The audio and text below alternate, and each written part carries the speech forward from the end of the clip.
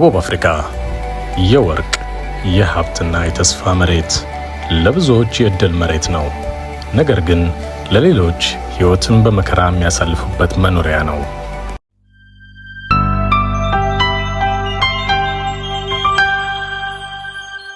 ኢትዮጵያ ከቀደምት መንግስታት እስከ ዘመናዊ ድረስ ብዙ ታሪክ ያላት ሀገር ናት። አቢሲኒያ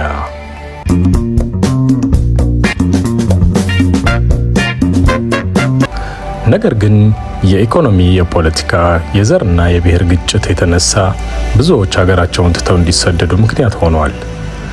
ዛሬ ልናነሳ የወደድነው ሰሞኑን በተለያየ የሶሻል ሚዲያ ሲዘዋወር የተመለከትነው በደቡብ አፍሪካ ኢትዮጵያውያንና የተለያዩ ስደተኞች በደቡብ አፍሪካ ብዙ ብር አፍሰው የተለያየ ንግድ እየሰሩ ነገን የተሻለ እያሰቡ ሕይወታቸውን ይገፋሉ። ቢሆንም ግን በደቡብ አፍሪካ የተለያዩ ክልል ግዛት አስተዳደሮች የተለያየ ምክንያት በመደርደር ስራቸውን እያስተጓጎሏቸው እንዲሁም ያለ አግባብ ገንዘብ እየተቀበሏቸው በስደተኛው ሀብት ኪሳቸውን ያደለቡ ብዙሃን ናቸው።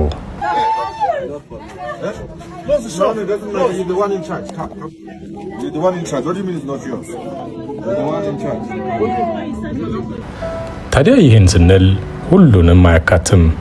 አንዳንድ መልካም የሆኑ በመንግስት መስሪያ ቤት በደንብ ቁጥጥር የሚሰሩ ትክክለኛና ሕግን ተከትለው መማር ያለበትን አስተምረው መገሰጽ ያለባቸውን ገጸው የሚያልፉ ይገኛሉ።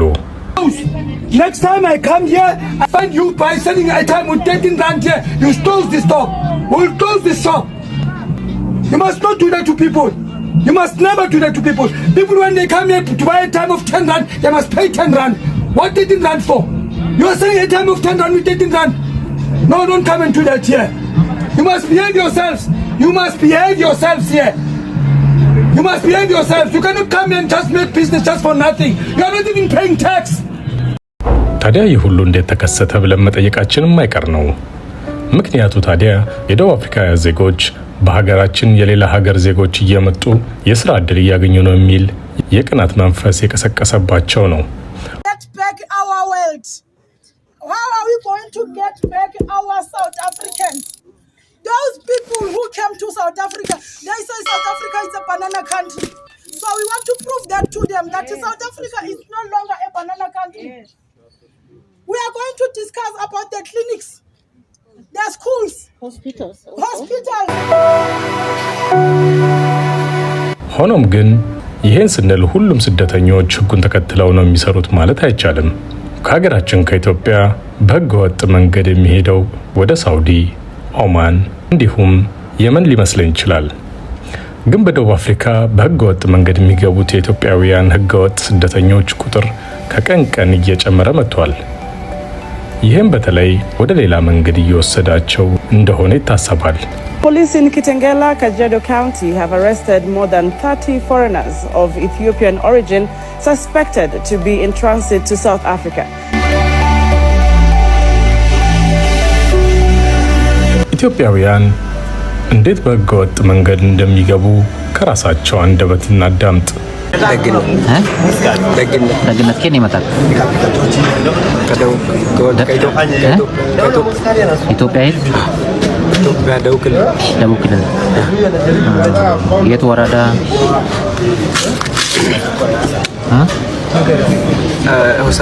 ሆሳና። ምን ያህል ቆይታል ወደዚህ ከመጣ?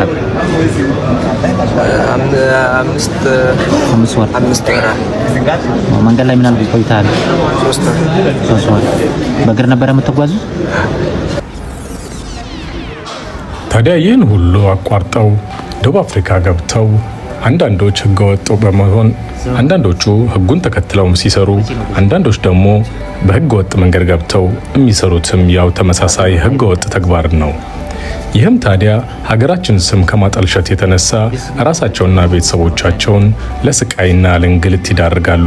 The whole day who come and terrorize and shoot at our people and loot our shops and steal our money and hit our women. Those people immediately when they arrive they storm our building, they deploy tear gas and ምን በረሃ በኩል የሞትን በረሃ አቋርጠው በሕይወታቸው ላይ የሞትን አዋጅ አውጀው ወደ ሳውዲ የሚገቡ አብዛኞች ናቸው። እንደሚታወቀው ባሳለፈው ሳምንት ከ70 በላይ ኢትዮጵያውያን የሳውዲ አረቢያን ሕግ ተላልፈው በመገኘታቸው የሞት ፍርድ እንደተፈረደባቸው የሰማነው ትኩስ አሳዛኝ ዜና ነው።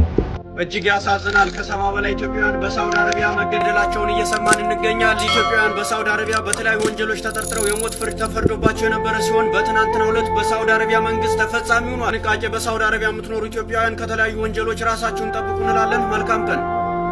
ይሁን እንጂ ከዚህ ቀደምት ከጥር ወር ጀምሮ 7 ኢትዮጵያውያን በሞት እንደተቀጡ የሚታወቅ ነው። ሳውዲ አረቢያ ከጥር 2016 ጀምሮ 7 ኢትዮጵያውያንን በሞት መቅጣቷ ተሰምቷል።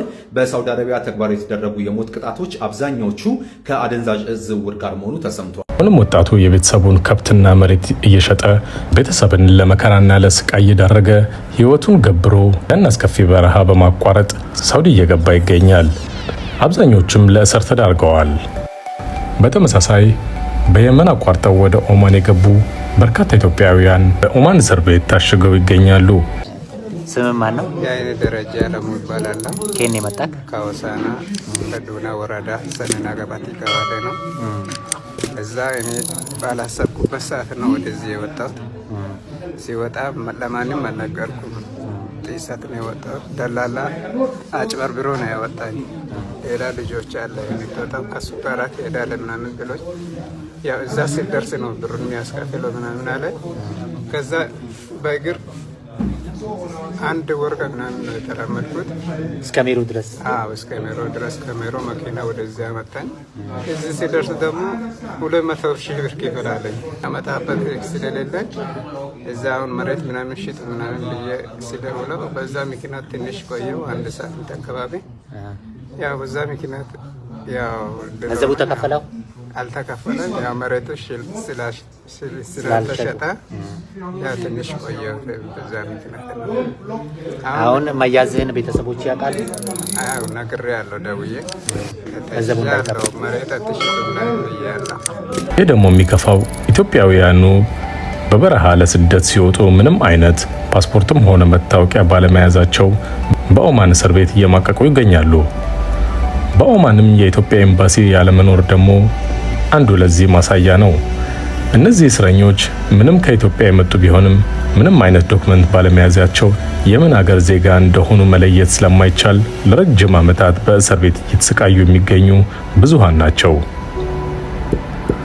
ውድ የኔቲዮ ተመልካቾቻችን ለዛሬ ይዘንላችሁ የቀረብነው ይህን ይመስል ነበር። እስካሁን አብራችሁን ስለቆያችሁ ክብረት ይስጥልን።